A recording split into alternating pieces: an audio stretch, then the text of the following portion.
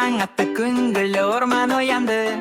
Қоян секеріп, бәрін қуантып алды. Қасында күшік құйры бұлған, екеуі бірге ойнады, шат күлкі тұнған. Бір сәбіз тағы, бір сәбіз тапты. Қоян санайды, бірге деп жатты. Күшік те үйренді, қуанып тұр. Екі деген сән, досың болсын бір. Қайырмасы